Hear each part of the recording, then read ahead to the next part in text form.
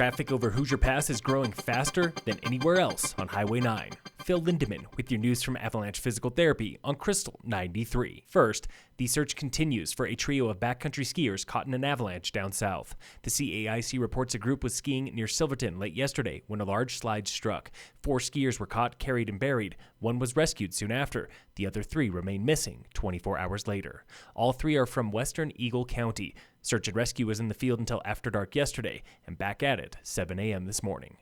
Meanwhile, the Vail Daily reports on a home explosion in downtown Eagle, closing 2 blocks on the town's main drag. No word on the cause or injuries. This comes 4 months after a woman was killed in a home explosion in Gypsum, likely sparked when a gas line ruptured during broadband install.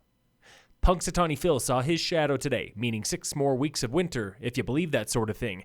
And latest forecast for Summit shows he could be right, 10 or more inches tomorrow through Thursday. Recent history shows the groundhog is right about half the time. He predicted shorter winters the past 2 seasons, and February 2019 was lean, no more than 32 inches county-wide. But February 2020 was a monster, 97 inches at Copper, 120 inches at Breckenridge. That's a foot more than Breck has seen in 3 months this season. Local snowfall this past month was mediocre, led by Loveland with 38 inches and A Basin with 33 inches. All other Summit resorts got less than 28 inches, and we still have not recorded a powder day of a foot or more between Summit and Eagle counties.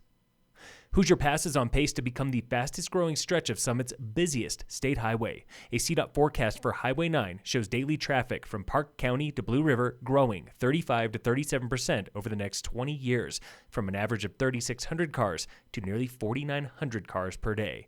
Up north, traffic on Highway 9 from Grand County is also growing 8 to 29% in 20 years, led by new development north of 6th Street. Newly elected Summit County Commissioner Tamara Pogue is ready to fight for the little guy. The fact that 70% of our jobs are essentially tourist jobs leaves us really undiversified and thus unprotected when some of these events happen. So I think my biggest goal as commissioner is really to talk about how we start diversifying our economy and kind of developing more of a pipeline of jobs. Pogue comes to the board from Peak Health Alliance, and before that, the FERC.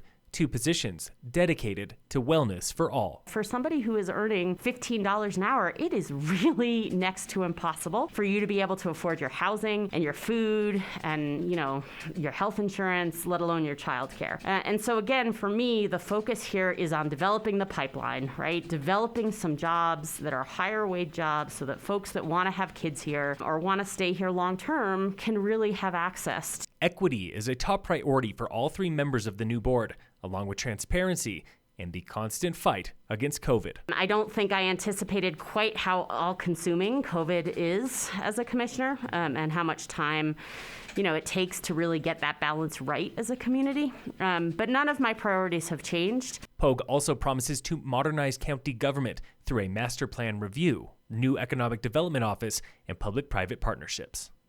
In sports, the Avalanche face the Wild tonight at 6:30, and in local sports, brought to you by American Family Insurance, the Weiss Agency, Summit High boys and girls basketball play Glenwood Springs at home tonight. This past Saturday was final race of the Fat Bike Town Series at Gold Run Nordic Center, where Taylor Sheldon remained undefeated, winning the men's and overall race. Veronica Hewitt was fastest for the ladies. Your overall series winners are Hewitt, Sharon McDowell Larson, Sam Flew, Bradford Sims, and Darren Cheek. Race 2 of the Rise and Shine Rando Series was last week at A Basin, where Jason Kilgore won the men's and overall race. Jill Seeger was women's champ. Ross Herr, Colton Hammer, Kate Zander, and Olivia Lyman round out the podiums. Race 3 is open now, and you'll have until Friday to race. Sign up at arapahoebasin.com. Phil Lindemann with your news from Avalanche Physical Therapy on Krystal 93.